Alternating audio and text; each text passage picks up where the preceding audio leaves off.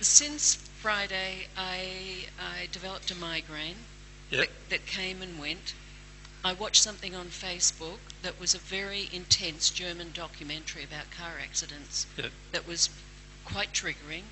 I had hoped that I would cry more than I did. It was quite horrific, and I felt the horror in my body, but still couldn't cry. And headache came and went, and then last night we watched a movie called Gone Baby Gone, which Yep. was very triggering as well. And I went to bed with, and I've got this pain up the back of my head, and I think it's fear. My sense is that it's fear. A pain in the back of your head or front of your No, head? in the back of my head. Just the whole thing that I am resisting in some way, Yep. I think is a terror of fear. Yep. So I find at times like that, I tend to think a lot about the Divine Love Path, and I would think a lot about you. I'd be thinking of things that you've said, and the tapes would be going and everything. Yep. When I'm doing that, am I projecting at you as well? Is that... Firstly, can I just say don't worry about projecting at me, like whether you're doing it or not. The truth is, we've got to remember that most of us are automatically projecting at the entire universe with every single emotion we're in denial of. So every time we're in denial of an emotion, yes, we are projecting that to the universe.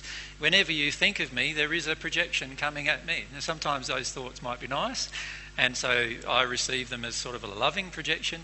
Other times those thoughts are not so nice, and you're angry and frustrated with me, and you feel annoyed with me, annoyed that you ever met me, and those kind of feelings. And those feelings I also feel as a projection. So as an unloving projection. So it just... and the truth is that so does everyone else who you project at, feel things in that way.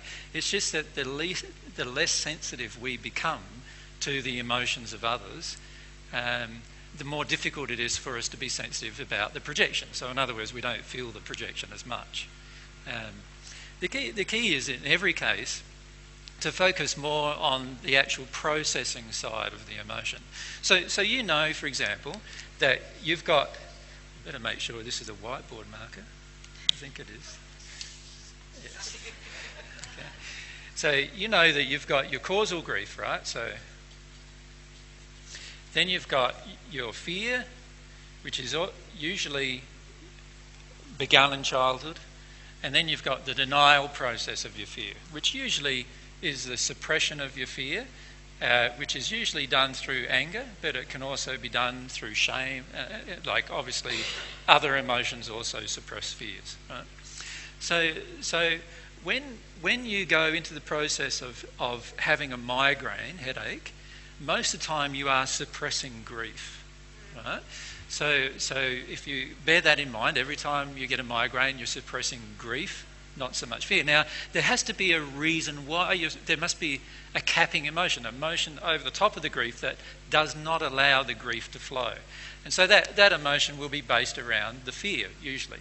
And it can range from anything from terror through to just a doubt of some kind that stops you from processing. So, for example, if I doubt that I'm ever going to release my grief, then there's a high likelihood that I won't release my grief in that moment. Does that make sense? Just the process of doubting that I'm ever going to be able to do it causes a suppression of the grief.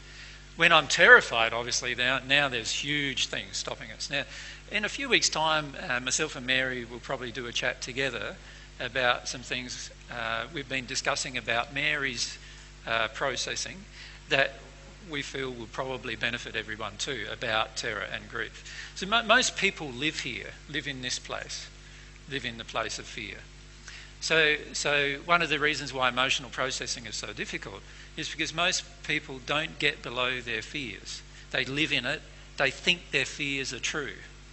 Right? If you think about it, most of us believe our fears are true. Most of us believe our fears can't ever be overcome generally, and most of us spend all of our life trying to work around the fears that are inside of us, and so we live in the place of fear, which is a very damaging place to live permanently, certainly. And if you live in your fear builds up. It becomes like a wall, like a brick wall. So if you think of fear as false expectations appearing real, really from God's perspective, fear is nothing.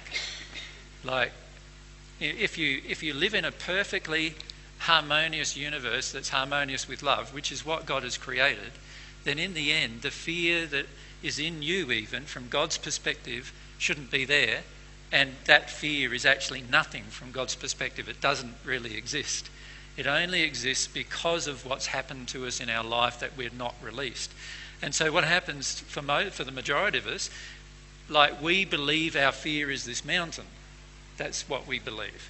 So we see our fear as this huge mountain that every time we go to do certain things, if we have a fear of those particular things, we're automatically stop ourselves from acting upon our desires.